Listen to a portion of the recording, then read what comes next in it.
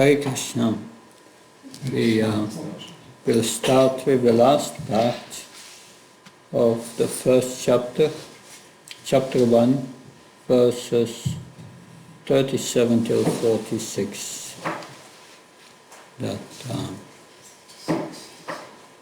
Om Jnana Timandasya Chanansanana Salakyam Chakshurmilitam Yena Tasmai Shri Namah Chitchetaya Manobhistam Stapatam Yena Bhutani Swamrupakadamayam Dadati Svapadantikam Vandeham Shiyo Shiyoda Padakam Shiyom Vaishnavam Sam Shirupam Jagajatam Sakanaranatam Pitam Tam Sajivam Satvaitam Savrutam Parjana Saitam Sri Krishna Chaitanya Devam Shri Radha Krishna Padam Sagadita Shivishakam Vitam Sa He Krishna Karuna Sindhu Bandhu Jatpate Gopesha Gopka Kanta Radha Kanta Namaskute Tapta Kamsana Gauri Radhe Vrindavaneshwari Vrishabhana Sutta Devi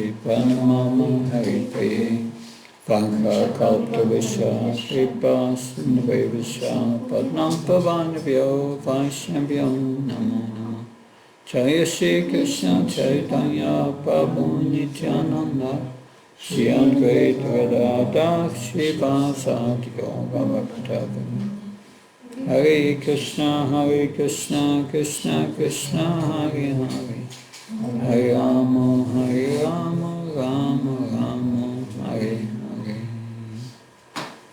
Namo Vishnu Padaya Krishna Prasthaya Bhutale Srimate Bhakti Vedanta Swami Namini Namaste Saraswati Deve Gaurvana Pachani Nirvishesha Sunyavadi Paskachari Tazatani.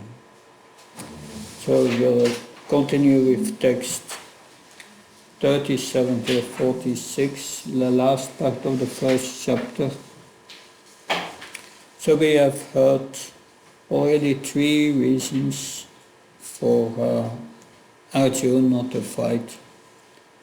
However, the first was compassion for his relatives, and then he spoke. He said, Viparitani, I just get the opposite, no enjoyment. And we will get tainted by sin, papan, eva.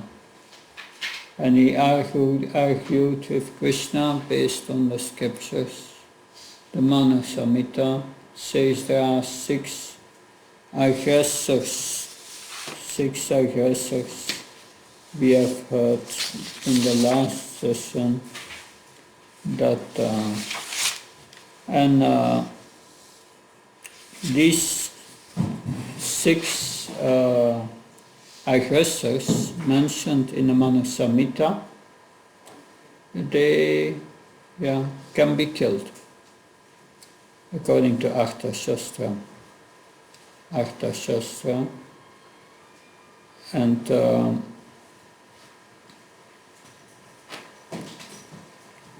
the Dharma Shastra, but Arjuna is arguing with Krishna. Yes, according to Artha Shastra, these 6 aggressors can be killed. But Arjuna said, higher than Artha Shastra is Dharma Shastra. And the Dharma Shastra says that if you kill relatives, it's sinful, you get tainted by sin. So he's arguing with Krishna. Yes? I'm so sorry. It's not clear for me. Yeah. But then it is dharma in the sense of, how to say, religion, not religion without devotional duties. Is it correct? It is religion. No. So we Christianity. Don't kill. That's very, very clear. Keep Christianity outside. That this is the Manu Samhita. The Manu Samhita describes the duties for human beings. Oh, okay. That, yes, Just wanted to ask if we can take the board for the... you can take the boat. Would it help? Maybe. That, Okay, for human, okay. yeah, Duties for human beings. Yeah. It's interesting. that's the Manu Samhita. That is the task of the Manus, to instruct all the human beings into their duties, to perform prescribed duties. Okay. And he got it from the Supreme Lord, because that's mentioned in Bhagavad Gita further, the cycle of sacrifice, that the cycle of sacrifice means that our bodies depends on food. Food we get because of rains. Rains we get because we perform prescribed duties. And prescribed duties are explained in the Vedas, in the Manu Samhita, and other. And the Vedas, they come from Krishna. Yeah. Okay? And that's what I mean, the Krishna who wants Arjuna to fight. To This- fulfill his duty as Kshatriya. His dharma is to be a Kshatriya. Yeah, That is his dharma. yeah. So he's asking him to fight Yeah, he should. according to his duty. That's his prescribed duty. And that's a problem. He does not want it to do. Yes. That's the problem. But he gives Dharma Shastra as an example that he can avoid it. He is allowed to avoid, not to fight. He gives this, He plays the role of a pandit. yeah, he plays the role of a pandit. But Artha Shastra, it is it's contradictory to... Yeah, Artha Shastra is about 12, and Artha Shastra says, referring to what's in the Manu Samhita, that the 6 transgressors can be killed and you don't have sin.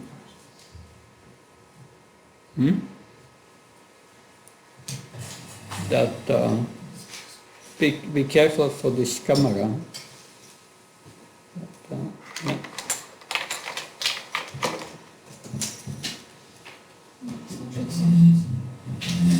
That so indeed you have different instructions in different scriptures with different purposes.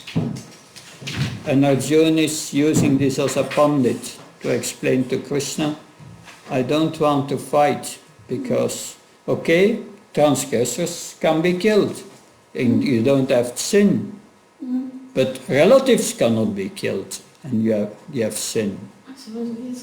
That's a different thing. To kill and relatives. Yeah. So he plays the intellectual, a pandit, and Krishna will chastise him later. Yeah, agatan, agatasam cha, that the pandit does not lament neither for the living nor the dead, Krishna says. But Arjuna was lamenting. He was playing the role of a pandit. Then he was more intelligent than Krishna. Okay, thank you. Okay. Now, in this section, Arjuna will come up with a 4th reason. Killing one's family is sinful and will lead to hell. That is what he will say. It's Christianity. Now further.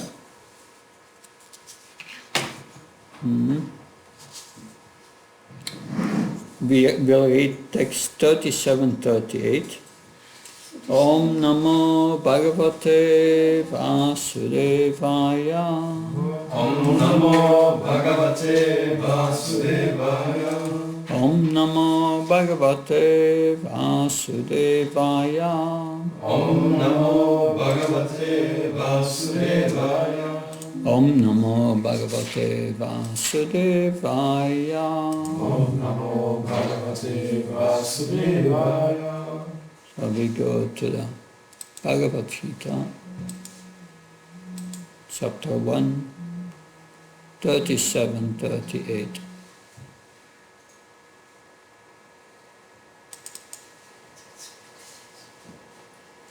Yatapyate na pashanti lobha pata shetasa kulakshaikitam dosham mitradoi sapatakam katam nanyayam asmabihi papam asman nivartitam kulakshaikitam dosham papasyad virjanardana. O Janardan, although these men, their hearts overtaken by greed, see no fault in killing one's family or quarreling with friends, why should we, who can see the crime of destroying a family, engage in these acts of sin? That go back to.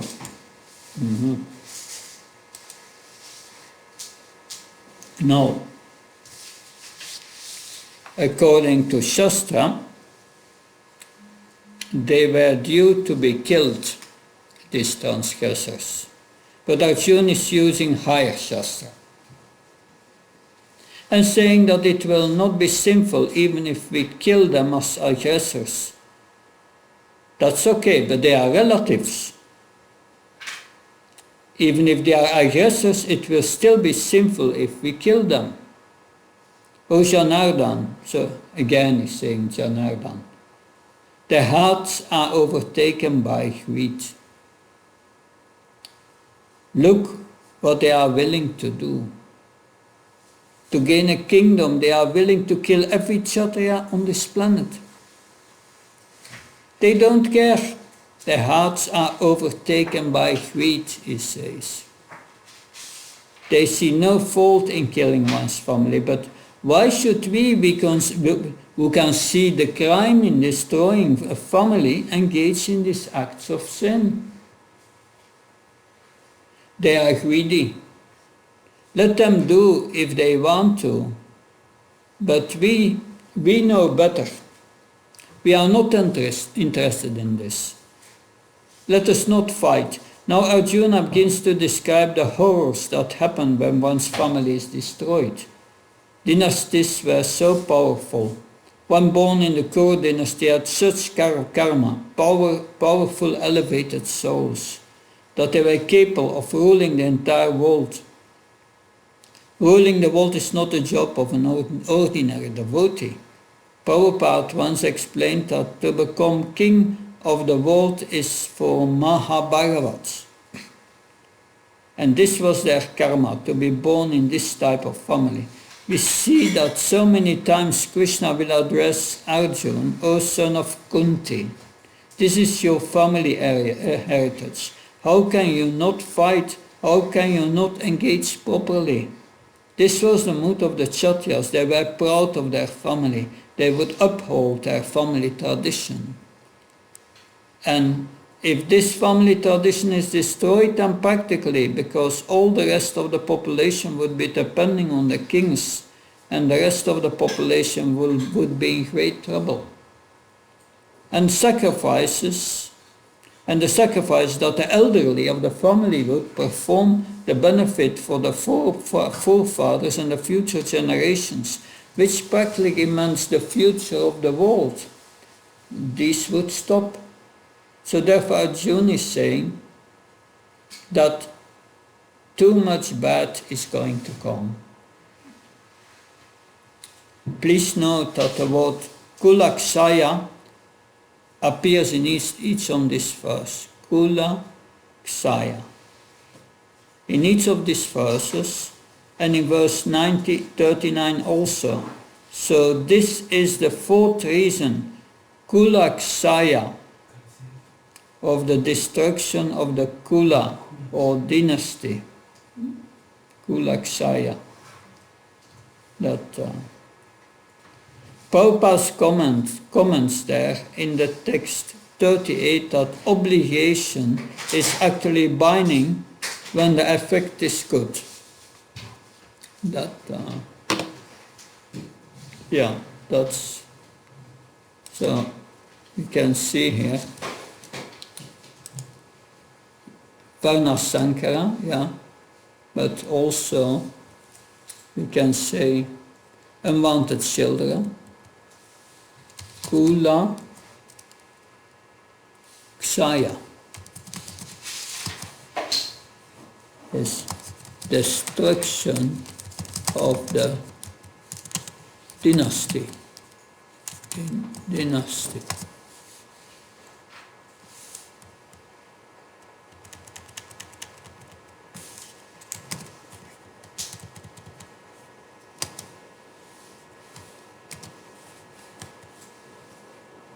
So that's the same as Varna Sankara, means unwanted children that disturbing Varnashram, that also this is destruction of the dynasty.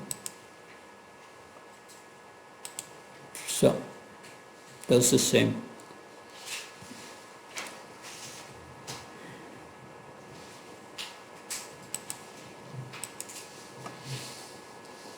Prabhupada comments there in text 38 that obligation is actually binding when the effect is good, but when the effect is otherwise, no one can be bound. Someone may be obliged to do something, but if the effect is bad, then there's no obligation. Of course, if you make a vow or promise, then it may be something different. The rules of Dharma are not so easy to understand, and they become very subtle. Prabhupada writes, a Kshatriya is not supposed to refuse to battle or gamble when he is invited by some rival party. Under such obligation, Arjuna could not refuse to fight, because he had been challenged by the other party of Duryodhana. In this connection, Arjuna considered that the other party might be blind to the effect of such a challenge. Arjuna, however, could see the evil consequences and not accept the challenge. And could not accept the challenge. Obligation is actually binding when the effect is good, but when the effect is otherwise, then one cannot be bound. Considering all these pros and cons, he decided not to fight. So he had some very good reasons, Arjuna. They were logic, they were shastric, they were good, they were moral, but they were all wrong, because Krishna is Dharma personified. And he is right there on the chariot. And he's going to tell him, all your reasons are bogus. Now you must fight, just like if you are driving a car. Yeah, like I give the example. You are driving a car and you come at a crossroad. And there are traffic lights. And the traffic light is on red. But in the middle of the crossroad, there is a police officer. And you come with your car, it's red, but the police officer said, come. Who has priority? The police officer. If the police officer says, come, and you say, no, it's red, sorry. Then there will be problems. And that's the case here. That, yes. Mm-hmm. Yeah. Arjuna in this chapter is pointing to the light.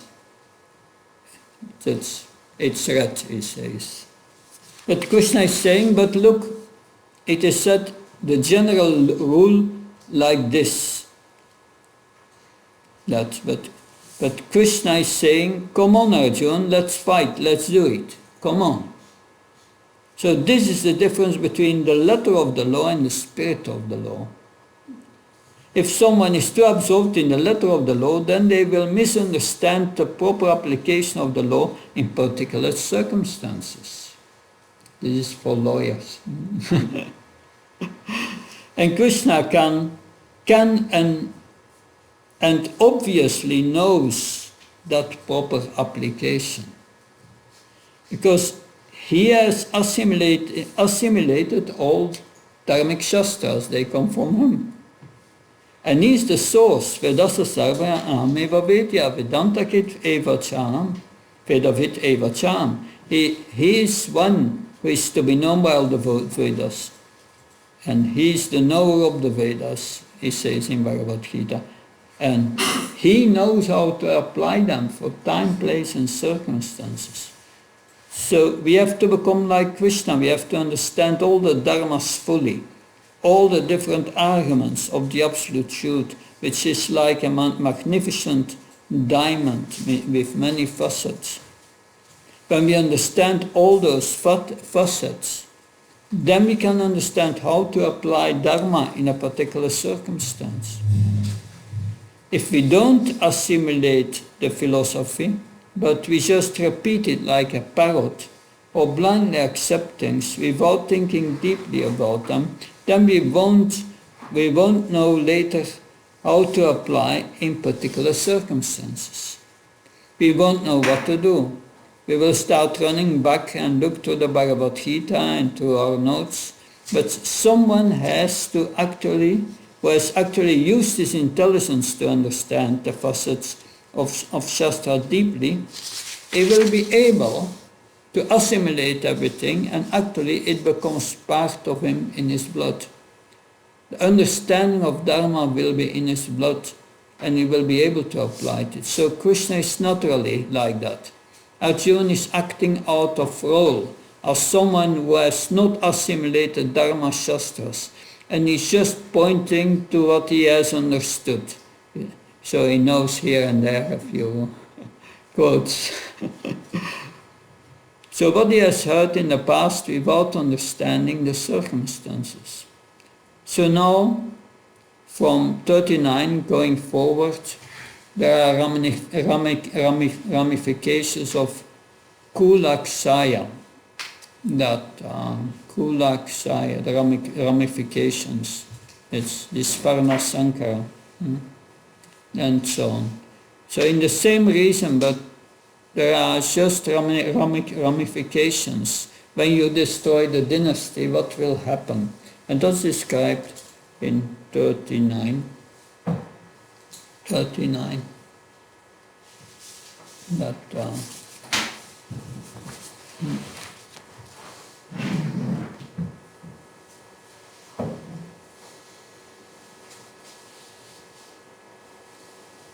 So it means a Kshatriya is prescribed duties to fight. Arjuna is a military man, and it is war, and he has to fight. It's not like you have a police inspector. He walks on the street and he sees that someone is breaking into a house. And he looks good and he says, oh, I know that person. This is the son of one of my relatives. If I'm going to arrest him, he's going to get a criminal record. He will never get a job again. And his mother will be very disturbed. So I'm not going to arrest him. Is that a good policeman? No. The same thing. He is a military man. He must do his duty. That according to the codes of the Kshatriyas, the moral codes, it was bound by these codes to fight with Duryodhana. But Arjuna could not accept it because he could see the consequences of what will happen in the future. And Duryodhana could not see that. But now, 39. 39. Again that word kulaksaye begins with kulaksaye pranashyanti kula dharma sanatana dharminasta kulam krishna madharma vibhavat yuta. With the destruction of the dynasty, the eternal family tradition is vanquished, and thus the rest of the family becomes involved in irreligion. That it says the eternal tradition is vanquished, and the rest of the family becomes involved in irreligion. So he says, because I'm going to be engaged in this irreligious killing of Bhishma, my grandfather, and Drona, my guru, then what's going to happen? The women of the family are going to think, oh, Arjuna and the rest of the men folk, they are engaged in irreligion. And what will be the result of that?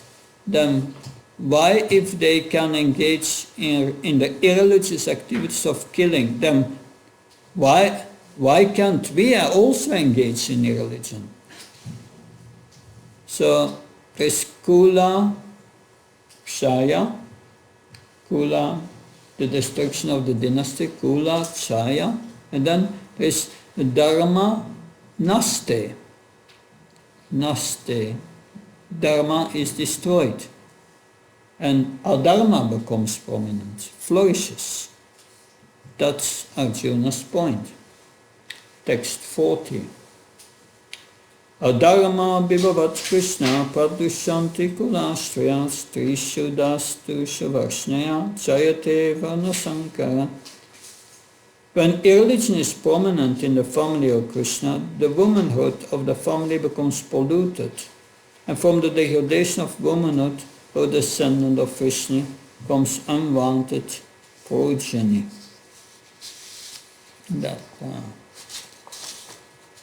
So, I'm calling you descendant of Vishnu.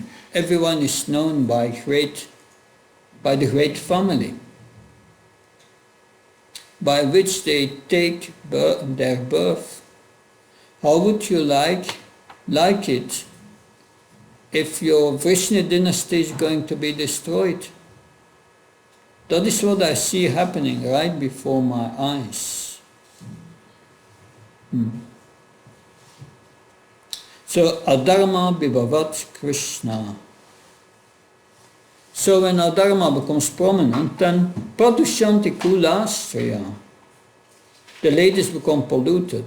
And then strishu dastu savarsneya jayate varnasankara. Then varnasankara becomes prominent. Here Arjuna is referring to Krishna as Varsneya. You are asking to destroy my dynasty, but you are from the Vishnu dynasty.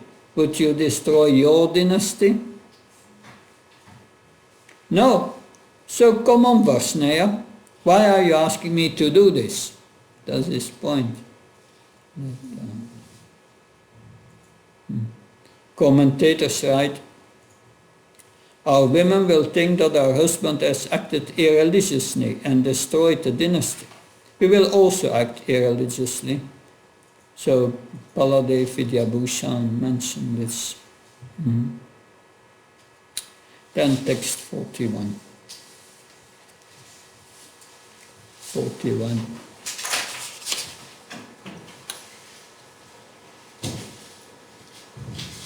Sankaro narakache va kula gnanam kulasya cha patanti pitaro ye sam lupta pindo daka kriyaha.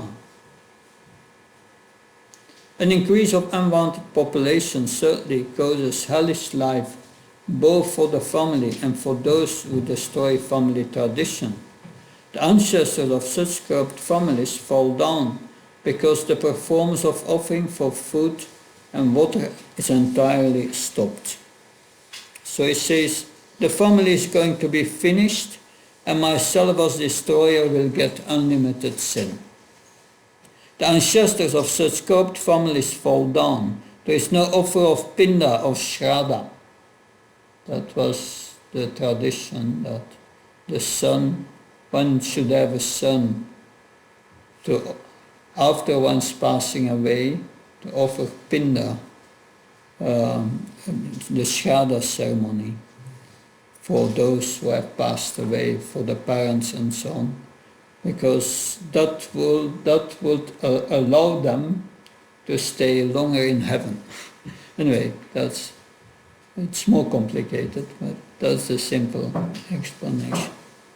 Even Lord Chaitanya went to Gaya to offer Shraddha, the Shraddha ceremony for his father. Even the Supreme Personality of Godhead was observing these important rituals, so that we can think this is just superficial. That is not really important, or we are Vaishnavas, or it is not important for us to perform these things. These are very important for the entire culture. All of these ancestors are depending upon the ceremonies to become free from all types of suffering. So therefore the performance for offering for food will be stopped. There will be unlimited suffering for so many generations. So the pinda offerings are stopped, and therefore the ancestors will be, who are in Pitri Loka, planet of the forefathers, that's higher than heaven, this planet. But they fall down from their nice position and they fall to hell. Because if it are the offerings that keep them up there, so the descendants have to continue to offer their pinda, their offering. That, no, text 42, 43.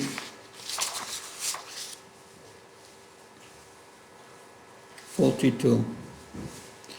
Tusharita kulaganam varnasankarakai utsatyante chati dharma kuladharma sasasvata.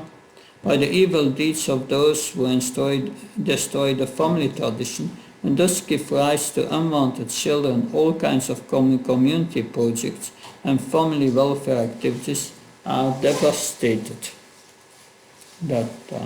So how is it that you are advising that practically the whole world is destroyed by increase of Varna Sankara? You are Janardhan, the maintainer of the people. And then he speaks about another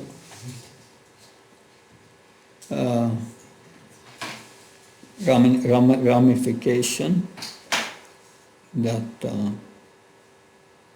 all welfare activities will be destroyed, he says. And then text 43. Utsanakula dharmana manushyanam sanartana narake niyatam vaso bhavatittanususrama. O Krishna, maintainer of the people, I heard by disciplic succession that those whose family traditions are destroyed always reside in hell. So if you maintain the people, Krishna, then also maintain me. Here Arjuna says that I've heard by disciplic succession, Anususrama. So Arjuna has his quotes. He's a pandit, playing a pandit. But the personification of Dharma is standing and looking him right into the eyes. Text 44.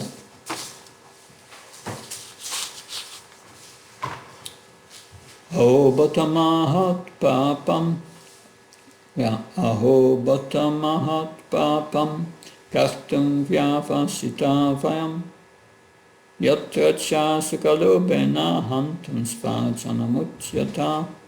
Alas, how strange it is that we are preparing to commit great free sinful acts driven by the desire to enjoy royal happiness. We are intent to killing our own kinsmen. Aho bhatta, is a Sanskrit word that brings great emphasis to the next point that is going to be made. Text 45. Yadimam apatikaram ashastram shastrapanaya dachtrastrane hanyus tamekshema tarambavat. Better for me if the sons of Dhritarashtra, weapons in hand, were to kill me unarmed and unresisting on the battlefield, Krishna says.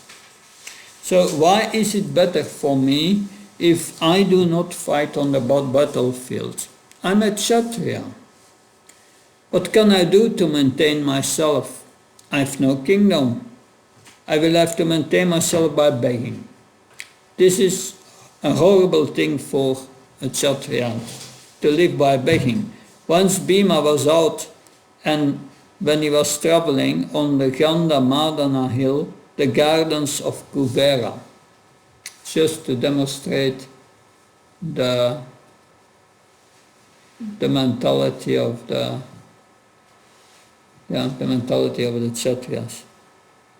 Bhima and Draupadi have quite similar dispositions. They were born both really fiery Kshatriyas. One day, when they were at the hermitage of Naranarayan Rishi, one incredibly fragrant 1,000-petal lotus flower came floating down, carrying by the breeze, and Draupadi saw it and said, it's the same story as before, but more details now.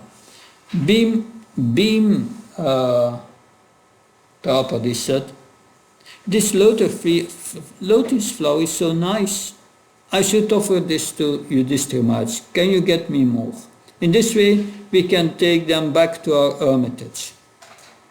Bhima, immediately after hearing this request, grabbed his bow and arrows and started charging on the hill where no mortals were allowed to go. And he was crying and bellowing out at the elephants, and the lions were terrified. He was knocking down trees, he was doing all kinds of outrageous deeds. And finally he got to his lake and found those lotus flowers. This was Kuvera's lake, and Bhima was not even allowed there. And all of a sudden, hundreds of yakshas, rakshasas came and said, what are you doing here? And Bhima said, I'm picking lotus flowers. They said, you can do this, you cannot do this. But if you want, then just go and ask Kuvera for permission, and he gives you permission, you can take all the lotus flowers you want. Otherwise, these are his gardens. If you don't get his permission, then there is going to be great trouble for you. Bhima got out of the water and said, I'm a Kshatriya. I don't beg and ask for favors from anyone. Of course, the Yakshas then attacked Bhima and he completely murdered them all. But to beg for a Kshatriya is just not part of the culture, not part of their mentality. Arjuna said, it is better for me to beg and suffer complete humiliation in this life than having to kill all these kinsmen and then suffer all the reactions for all the sins that will make me suffer for thousands and thousands of years. Arjuna's statement exhibits his quality also of detachment. Being so renounced that he is willing to actually be killed on the battlefield, Srila Prabhupada says again that all these symptoms are due to soft-heartedness resulting from being a great devotee of the Lord. Arjuna felt that his being killed would be proper atonement for even thinking about killing Bhishma, Drona, his guru, and grandfather, because for such a religious, pure person, only thinking about killing his guru and his grandfather, he feels it is so sinful. Better that I suffer the atonement of being killed on the battlefield unarmed. Now the last verse. Arjuna Uvacha, no, is Sanjay Uvacha. Evam uktvar nuya sankhye rato pasto upavishat. Vishidsha sa sharam shapam sukha samvihya manasa. Sanjaya said, Arjuna, having thus spoken on the battlefield, cast aside his bow and arrows and sat down on the chariot, his mind overwhelmed with grief. Now, Arjuna had put down his bow. To understand how significant this is, Arjuna had vowed that anyone who asked me to put down my Gandiva bow, anyone who even suggests that I put down my Gandiva bow, I vow I will kill him. This is how significant it was, and he is putting it down. On the battlefield itself, once Yudhishthira was fighting with Karna, and Karna defeated Yudhishthira and injured him very severely. Yudhishthira was terribly insulted by Karna. Karna said to him, "You are not even a Kshatriya, you should learn how to fight. Look at this, you are defeated. I'm not going to bother killing you in this way. You are not a Kshatriya, you are a Brahman. So truthful in anything, that is nothing for a Kshatriya." So to hear that, it wasn't a great compliment. So then he sent him back to his tent. Yudhishthira was terribly insulted, and Karna was laughing how he defeated Yudhishthira and not even killed him, and just sent him back. When Arjuna heard that Yudhishthira was severely injured, he immediately left the battlefield and went to the tent, went to see Yudhishthira. When Yudhishthira heard that Arjuna had come, that he left the battlefield, and that Arjuna had come, Yudhishthira thought that when Arjuna heard that what Karna had done this to me, there is no question about it. Arjuna must have killed Karna. Now he's coming to tell me about it, having revenged my honor. That is the nature of a Kshatriya. He did not even think that there would be any way that Arjuna would have acted otherwise. That out of affection he would have already killed Karna. When Arjuna walked in his elder brother's room, whom he loved so much, and he had heard that he had been injured so severely, immediately he came from the battlefield to see how Yudhishthira was. He did not fight with Karna at all. He just came out of deep concern, and Yudhishthira, as soon as he saw him, he said, "Oh, you have killed Karna and revenged me?" And Arjuna said, "No, I didn't kill Karna. I just came to see how you are." Yudhishthira became furious. He said, "You have come here and left the battlefield, and you haven't even killed Karna? You fool, how could you have done this? It is better that you give up your Gandiva bow." When Arjuna heard this, he was in great trouble. "Oh no, Yudhishthira suggested I give up my Gandiva bow, and I vow to kill anyone. Krishna, what should I do?" So Krishna took him aside and said, "You have to kill Yudhishthira now, it's your vow. You should kill him by insulting him." So Yudhishthira was sitting there feeling a little bad that he had spoken to Arjuna like this. Arjuna said, "You have the nerve to say that I am a coward and that I have come here improperly after not killing Karna? But you eunuch, look what you have done. You have watched Draupadi being insulted right before your eyes. I would have killed the entire Kaurava army.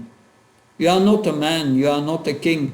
In this way, he kept insulting Yudhishthira, and in this way he killed Yudhishthira's pride. As soon as he did it, immediately he went to Yudhishthira and touched his feet and begged him for forgiveness. "Please, you have to forgive me." So in this way, the pastime went on, but Arjuna had vowed never ever put down his bow. for he had vowed to kill anyone who even suggested it. Yet in his mind he was so disturbed by the horrible scene that he is seeing right before his eyes, predicting the most incredible type of disaster and bloodshed for his family members and dearly beloved teacher. Then his mind was so disturbed that he cast his bow and arrows aside and sat down on the chariot, his mind overwhelmed by grief, and remembered that this is Arjuna, not an ordinary fellow. This was a pure, heavy Kshatriya, the son of Indra, and how heavy it was for him to take part in this killing. Opposed to text 20, where it was said, Dana Utyamya Pandava, he picked up his bow, but now Vijra Sasaram Chapan, he rejects and put down his bow because he saw the persons on the other side and is affected by all these feelings. Now Yoga Maya descended on him, so Krishna brings him under this Yoga Maya, and he gave all of these calculated reasonings why he's not going to fight, and he was feeling completely depressed, completely full of lamentation and sorrow. His body was shaking. It is said that his mouth was drying up, his skin was burning. Prabhupada mentions also that he was crying. He was having a nervous breakdown. He couldn't fight. He couldn't even hold the Gandiva bow. He had to put it down, his chapam, his bow, totally overwhelmed and a totally different Arjuna. This is the Maya. Arjuna, the Maya Arjuna, before the real Arjuna.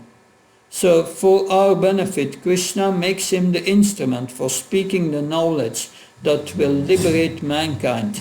Therefore he plays Arjuna in such a role that he sits down on the chariot, his head in hand, puts aside the bow, and he starts lamenting like this. You can imagine Bhishma, Drona, Duryodhana, Ashvatam, Kripacharya, they are watching. They are seeing that. They are now not hearing, but they are in the middle and they are seeing that.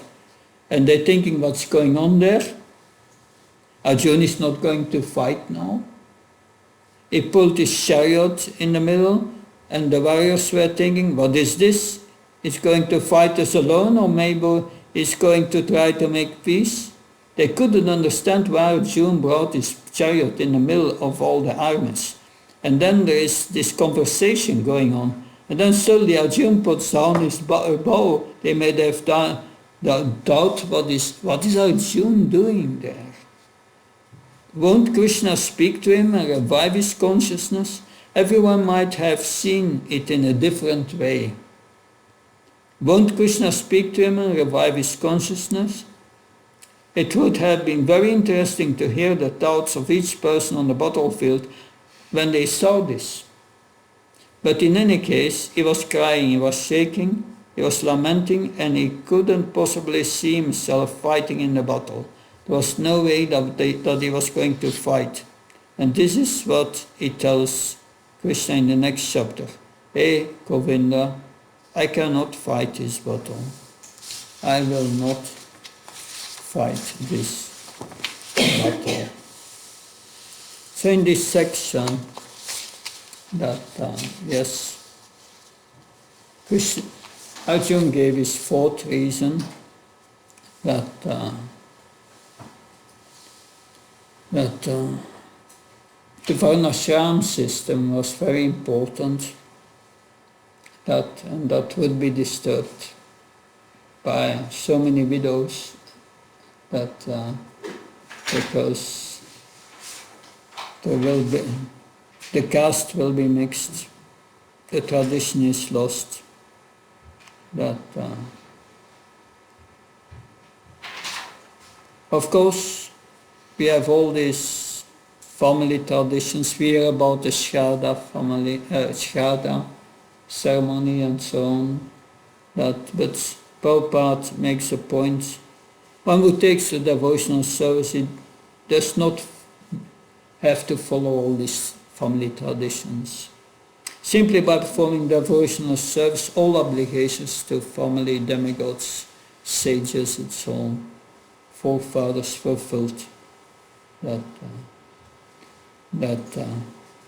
So in the Varnashram system there is a system where one must undergo atonement for sinful activities before one dies, or else one goes to the hellish planets. Arjuna cites these authorities to support that, yes, those who destroy family tradition go to hell.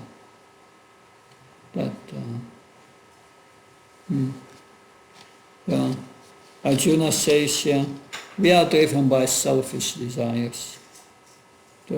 Why should we perform such sinful acts?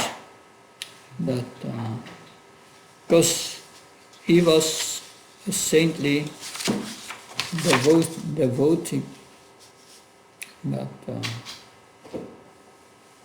Good. Just a moment.